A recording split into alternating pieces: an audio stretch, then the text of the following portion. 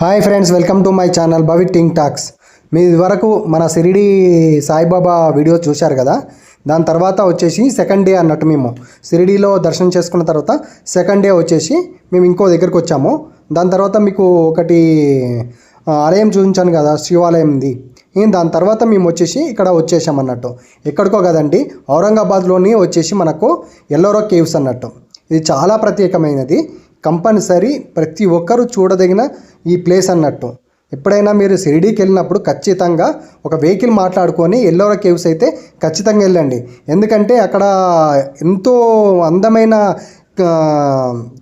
శిల్పాలు, ఖనిజ సంపదలు బాగున్నాయి, చూడడానికి చాలా బాగుంది అక్కడైతే.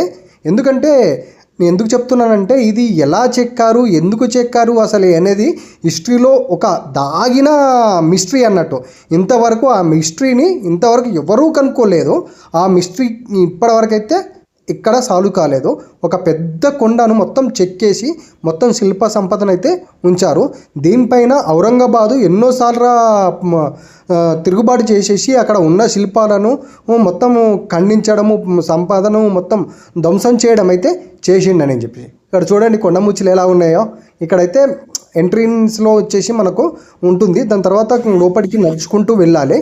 వెళ్ళిన తర్వాత వచ్చేసి ఒకటి టికెట్ కౌంటర్ అనేది ఉంటుంది. ఆ టికెట్ కౌంటర్లో టికెట్ తీసుకున్న తర్వాత అట్లా ముందుకు వెళ్ళిపోతే మన కేవ్స్ అనేది స్టార్ట్ అవుతుంది అన్నట్టు. ఇప్పుడు ఇక్కడ ఏదండి, ఇదే మనకు టికెట్ కౌంటర్ అన్నట్టు. ఇక్కడ టికెట్ కౌంటర్లో మనకు టికెట్ తీసుకొని వెళ్ళాలన్నట్టు. ఆ టికెట్ కౌంటర్లో మనకు కాయిన్స్ లాగా ఉంటాయి, ప్లాస్టిక్ కాయిన్స్ ఇస్తారన్నట్టు. ఆ కాయిన్స్ తీసుకొని వెళ్ళాలి. ఇది వచ్చేసి ఆర్కిటెక్చర్ వాళ్ళు ఎక్కడెక్కడ ఏమున్నదని స్కాన్ చేసుకుంటే మనకు మొబైల్లో వచ్చే విధంగా చేసి పెట్టారు. అక్కడ టికెట్ తీసుకున్న తర్వాత ఇట్లా ముందుకు వెళ్ళిపోతే మనకు అక్కడ కాయిన్స్ ఉంటాయి అన్నట్టు. ఆ కాయిన్స్ చూపించి మనం లోపలికి ఆ గేట్ నుంచి ఎంట్రీ కావాలన్నట్టు. చూడండి ఎంత మంచి బాగుందో, పార్క్ లాగా మంచిగా చెట్లు చుట్టూ చల్లటి వాతావరణం అయితే నాకైతే మంచి అనిపించింది. ఎంతంటే మనకు చెట్లు చేమలు ఉంటే బాగుంటాయి కదా, ఆ చెట్లతోనే కదా మన ప్రకృతి ఉంటేనే కదా చాలా ఆనందంగా ఉంటుంది, హాయిగా ఉంటుంది. అవి చూస్తుంటేనే కదా మనకు మనసు అనేది ప్రశాంతంగా ఉంటుంది కదా, దానివల్ల అన్నట్టు. ఇక్కడ వచ్చేసి క్యూ లైన్ ఉంటుంది బాగానే. ఎందుకంటే మనకు సాటర్డే సండే ఉంటారు కాబట్టి పబ్లిక్ అనేది ఎక్కువ ఓటింగ్ అనేది వస్తుంది.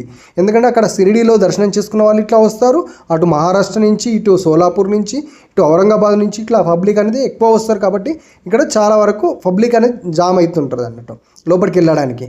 ఇక్కడ మేము గేట్ లోపలికి వచ్చేసి అక్కడ కాయిన్స్ చూపించేసి లోపలికి వెళ్ళిపోయామన్నట్టు కేవ్స్ లోపలికి. అక్కడ కేవ్ చూడడానికి అయితే మేము వెళ్ళిపోతున్నాం. చూడండి ఇక్కడ గేట్ నుంచి మేమంతా బయటికి వెళ్ళిపోతున్నాం అన్నట్టు లోపలికి. అక్కడ మా అమ్మకు రాలేదు, అక్కడ కాయిన్ పెట్టింది కానీ అక్కడి నుంచి రాలేదు. తర్వాత మా మిస్సెస్ వెళ్ళి అక్కడ ఆ గేట్ని తింపేసి మా అమ్మను రమ్మని తీసుకొని వచ్చేది అన్నట్టు. ఇప్పుడు ఇదంతా కనిపించేదంతా వ్యూ కేవ్స్ దగ్గరికి వెళ్ళడానికి వ్యూస్ అన్నట్టు. ఈ కేవ్స్ అనేది మనకు ప్రసిద్ధి చెందిన ఎల్లోరా ప్రపంచ వారసత్వ సంపద అన్నట్టు. ఎల్లోరా గుహలు భారతీయ రాతి సంస్కృతికి ప్రతిబింబిస్తుంది అన్నట్టు. ఎందుకంటే ఇక్కడ మొత్తము రాతి శిలలే ఉంటాయి. ఎలాంటి సిమెంటు మట్టితో కన్స్ట్రక్ట్ చేసినవి అయితే ఎక్కడ లేవు. మొత్తం ఒక రాయిని మొత్తం చెక్కి శిల్పాలుగా చెక్కి చేసిన వాటినే ఇవి రాతి శిల్పాలు అంటారంట. మొత్తం ఇవి రాతి శిల్పాలు అన్నట్టు. ఇక్కడ వచ్చేసి గుహలు హిందూ, బౌద్ధ, జైను దేవాలయాలు, సన్యాస ఆశ్రమాలుగా చెప్తారన్నట్టు. 5వ శతాబ్దం నుండి 10వ శతాబ్దం మధ్యకాలంలో నిర్మించబడ్డవి. మొదటి 12 గుహలు బౌద్ధ మతానికి చెందినవి అని, వీటి నిర్మాణ కాలము 600 నుంచి 800 మధ్య ఉంటుందని చెప్పారన్నట్టు. అప్పటి కాలంలోటి ఇవి నిర్మించబడి అని చెప్పేసి ఎప్పుడో వరకు అందాదా చెప్తున్నారు అంతే తప్ప మరి ఇంతవరకు అయితే ఫ్యాక్ట్ అయితే తెలియదు. వీటిని ఎవరు నిర్మించారు, ఎందుకు నిర్మించారు అనేది కూడా ఇంతవరకైతే ఒక మిస్టరీగానే మిగిలిపోయింది అన్నట్టు. ఈ గుహలు ఎంత విధంగా చెక్కారు, అప్పుడు ఎలాంటి టెక్నాలజీని యూజ్ చేశారు. ఇప్పుడు మనకు ఎంతో టెక్నాలజీతోని మనం ఏదైనా చేయాలన్నా కూడా వాటిని టెక్నాలజీతోని మనం రెడీ చేసుకొని నిర్మిస్తున్నాం ఇప్పుడు ఈ కాలంలో. మరి అలాంటి కాలంలో ఇలాంటి విగ్రహాలు చెక్కడానికి, నిర్మించడానికి, ఇలాంటి దేవాలయాలు, ఇలాంటి గుహలు నిర్మించడానికి ఏ టెక్నాలజీ వాడారు అసలుకి, ఎలా ఎలా ఇవి నిర్మించడం జరిగింది, ఇంత పెద్ద కొండను ఎలా తొలవడం జరిగింది, ఈ శిల్పాలను ఎలా తొలిచారు, అసలుకి ఈ శిల్ప సంపదన ఇంత బాగుంటుంటే చూస్తుంటే ఎంతో మైమరిచిపోతుంటాం అన్నట్టు, మన ముగ్ధులో అయిపోతాం దానికి. అక్కడనే చాలాసేపు గడపాలి, ఇవి ఎంత బాగున్నాయి అనేది చూస్తుంటే చాలా బాగా అనిపిస్తుంటుంది అన్నట్టు. అంత బాగా చెక్కారు ఆ శిల్పాలు. ఎలా చెక్కారు, ఎందుకు చెక్కారు అనేది తెలియదు. ఇక్కడ మనకు కనిపిస్తుంది కదా మ్యాప్, ఇది గుహ లోపలికి ఎక్కడెక్కడ ఏమేమి ప్లేస్లు ఉన్నాయి, ఏ ఫస్ట్ కేవ్ ఏంటిది అనేది మొత్తం టోటల్ ఇక్కడ మ్యాప్లో డీటెయిల్స్ ఇచ్చారన్నట్టు. అక్కడ కింద కూడా మొత్తం రాసి పెట్టారు ఏ కేవ్ ఎక్కడ ఎన్ని కేవులు అనేది. మొత్తం టోటల్ 39 కేవ్స్ ఏమో ఉన్నాయి ఇక్కడ మొత్తం టోటల్. మేమైతే కొన్ని వరకు చూసాము, కొన్ని కేవ్స్ అనేది మిస్ చేసాము. మీరు ఎవరైనా వెళ్ళినప్పుడు ప్రతి ఒక్క కేవ్ చూడండి, చాలా బాగుంటుంది. లైఫ్లో ఒక మంచి అట్మాస్ఫియర్ అనేది ఉంటుంది, ఒక లైఫ్లో ఒక మంచి మెమొరీ అనేది ఉంటుంది. ఇది కనిపిస్తుంది అదే, ఇది మనకు మొత్తం టోటల్ ఇదంతా పెద్ద కొండ, అదొక కేవ్స్ అన్నట్టు. అది మొత్తం పై నుంచి కిందికి చెక్కారా, కింది నుంచి పైకి చెక్కారా అసలు అర్థమే కాదు. కానీ చాలా వరకు ఏమంటారంటే పైనుంచే కిందికి చెక్కారని చెప్పేసి అంటారు. కానీ పైనుంచి కిందికి చెక్కడం ఒక ఎంతటి గొప్పగా చెక్కారనేది చూస్తేనే అర్థమవుతుంది. అది కళ్ళు మైమరిపించిపోయేంత అందం అయితే అక్కడైతే చాలా బాగా అనిపించింది నాకైతే. మీరు చూసిన తర్వాత ఎలా ఉంది అసలు అక్కడ ప్లేసెస్ ఎలా అనిపించాయి మీకు అనేది కింద కామెంట్ బాక్స్లో అయితే కామెంట్ చేయడం అయితే మర్చిపోకండి.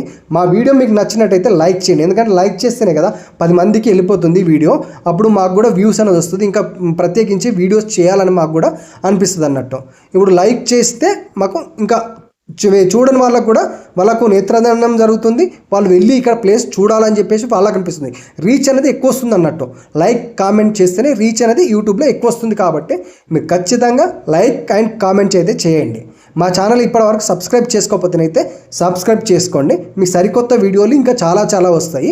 మనం ఇప్పుడు కేవ్స్ లోపలికి ఎంట్రీ అవుతున్నాము. మనం ఫస్ట్ ఎంట్రీ అయ్యేది కేవ్స్లో చాలా ముఖ్యమైనది అన్నట్టు. ఎల్లోరాలో ఉన్న గుహ దేవాలయంలో ఒకటి. ఈ దేవాలయం ఒకే రాతితో చెక్కబడిన అతిపెద్ద పురాతనమైన హిందూ దేవాలయంలో ఒకటి. దీనిని కైలాసం అని కూడా అంటారు. ఒకే రాతితో ప్రత్యేకంగా చెక్కబడిన కైలాస దేవాలయం ప్రపంచంలో అత్యంత ఆకర్షితమైన గుహ దేవాలయాల్లో ఒకటిగా పరిగణించబడుతుంది. ఈ ఆలయం 276 అడుగుల పొడవు, 154 అడుగుల వెడల్పు ఉంటుంది. ఇది కొండపై నుండి మొదలుకొని నిలువుగా నీడను కలిగి ఉంటుంది. ఈ ఏకశిల ఆలయం నిర్మాణానికి దాదాపు 4 లక్షల టన్నుల శిల్పాలను వందల సంవత్సరాలుగా తవ్వించారని అంచనా. ఉల్లి జాడల ఆధారంగా 3 రకాల ఉల్లిలను ఉపయోగించారని పురావస్తు శాస్త్రవేత్తలు భావిస్తున్నారు. ఈ ఆలయము నిర్మాణము 46.32 మీటర్ల వెడల్పుతో పిరమిడ్ రూపంలో 3 అంతస్తులు కలిగి ఉంటుంది. ఎల్లోరా గుహలుగా పిలువబడే 34 గుహల దేవాలయాలలో కైలాస దేవాలయం ఒకటి. ఇది 16వ గుహ.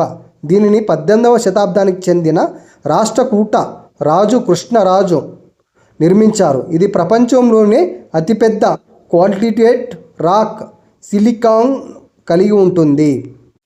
ఇప్పుడు మనము కైలాసం టెంపుల్కి వెళ్తున్నాం అన్నట్టు. ఇక్కడ ముందట ఆర్కిటెక్చర్ ఉంటుంది, ఆ ఆర్కిటెక్చర్ తర్వాత మనం లోపట ఆ టెంపుల్ లోపలికి వెళ్తున్నాం అన్నట్టు. అక్కడ టెంపుల్ చూస్తుంటే ముంగట శిల్పాలను చూస్తుంటే ఎంతో బాగుంటాయి, చాలా అంటే చాలా బాగా అనిపిస్తుంటాయి. అక్కడ వచ్చేసి లక్ష్మీ అమ్మవారికి కుంభాభిషేకం చేస్తున్నట్టు ఏనుగులు చిత్రాలు, అది ఎంతో బాగా చెక్కినట్టయితే నాకు చాలా అనిపించింది. చూస్తుంటేనైతే నాకు కళ్ళు అయితే చాలా బాగా అనిపించాయి. అయితే నాకు ఏమిరా ఇంత బాగా ఎలా చెక్కగలిగారు అసలుకి అనేది నాకు అనిపించింది. మీకు ఎలా అనిపించిందో కింద కామెంట్ బాక్స్లో అయితే కామెంట్ అయితే ఖచ్చితంగా చేయండి. ఇవి ఔరంగజేబు ఉన్నప్పుడు ఈ శిల్పాలను చాలా వరకు ధ్వంసం చేసిండు. వీటిని ధ్వంసం చేసిన తర్వాత రిపేరింగ్ అనేది చేయలేదు. ఇదే మొత్తం టోటల్ ఒక ఆలయము స్ట్రక్చర్ అన్నట్టు. ఇక్కడ మొత్తం మనకు అన్ని శిల్పాలు అనేది ఇలా ప్రతి ఒక్కటి ఎంతో ముగ్ధంగా చెక్కించి బడినవి. ఒక్కటే రాయి మీద మొత్తం ఇలా శిల్పాలు బాగా చెక్కారన్నట్టు. ఇక్కడి కైలాస టెంపుల్ కూడా మనకు కరెన్సీ నోట్ మీద కూడా మనకు ఒక చిహ్నం అనేది కనబడుతుంది. వెనకట వచ్చిన కరెన్సీ నోట్లలో మనకు బ్యాక్ సైడ్లో ఒక చిహ్నం అనేది ఉంటుంది.